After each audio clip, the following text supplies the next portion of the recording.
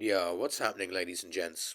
So, like the title says, we exist within the spiritual void. Okay, guys. The reason why, well, we don't exist within it, but we are in it right now. Why do I say this, guys? Because if you look at the Gnostic scriptures, and if you look at the Book of Enoch, especially the Book of Enoch Part 2, those are the two things that I'm going to reference, the Gnostic scriptures like the Nag Hammadi texts, and the Book of Enoch, okay? Especially Part 2, the Book of Enoch Part 2, which is a very interesting read, guys. But I reference those two books, okay? And the reason why I do is for this reason, okay? The Gnostics say that the demiurge was incarnated in the spiritual void because it's the only place that such a begotten creature could be manifest, okay?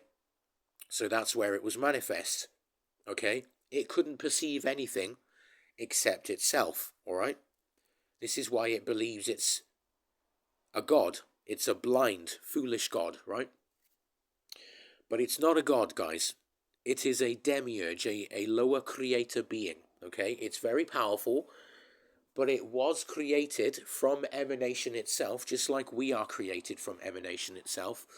But it was created without its syzygic partner, okay? So the Gnostics call it Sophia, the energies of Sophia / wisdom, okay?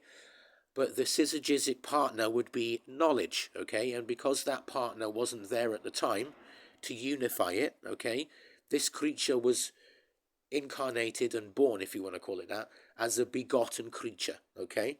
It wasn't balanced and it wasn't syzygized, so it was born as a begotten creature. And this is the mistake that the energies, aka Sophia, made, right? The energies of wisdom, aka Sophia, made, right? But then you look at, right, just keep that in mind, but then you look at the Book of Enoch Part 2, where Enoch goes through the seven heavens, is guided by these beings of fire, guys, right? Beings of fire, right? Which is strange. You wouldn't think that, would you? Beings of fire, right? You'd think they'd be beings of light, pure emanation, right? But no, they are beings of fire, according to the Book of Enoch Part 2. And what's interesting, right, is this envoy of the chief archon, let's say, aka God, right, the demiurge, took Enoch all the way to the edge of that specific creation, the seven heavens and then the three that are in one, right? After that, they went to the edge of Yaldabaoth's creation, yeah, the demiurge's creation, right to the edge of it. And there was a what, guys? There was a void after it, right? And then there was stuff in the distance, but there was a void, a massive, just dark black void, right? And the escort or envoy said, I cannot go any further. You can, if you wish, but I cannot go any further. Right? Which means they can only exist, this Yaldabaoth creature and its minions can only exist within the realm that it's created for itself and its minions and us within the spiritual void. Could you possibly imagine, just for 1 second, if these two things that I've just described now are actually true, guys, okay? They are actually true. And as a druid, I believe that everything is energy, right? So we have a lower consciousness, aka the lower self that you learn about when you become a spiritualist, and of course the higher self that you learn about, yeah?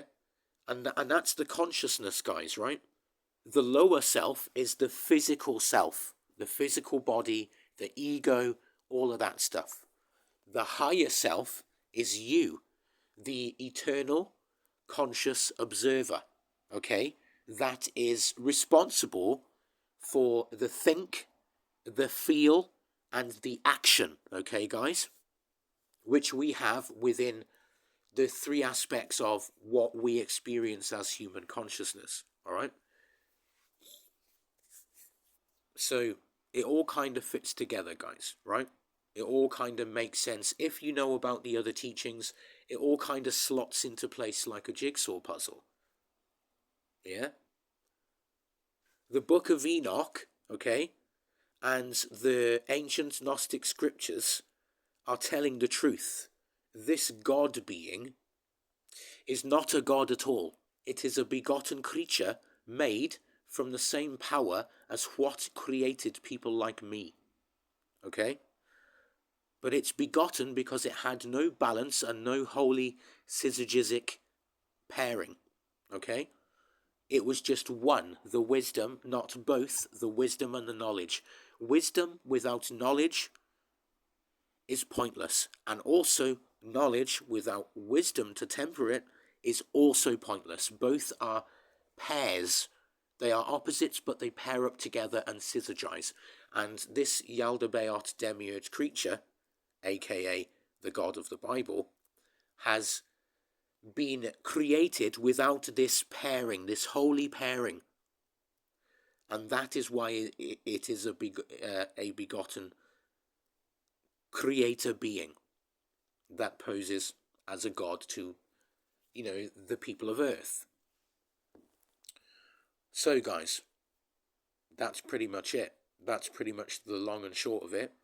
I don't know if this conceptualization is going to get anywhere, but as a druid that truly believes fundamentally that everything is energy and we are beings of consciousness, and so is this whole creation from Yaldabaoth's bit all the way to the void and everything beyond it. Yeah, it's all one.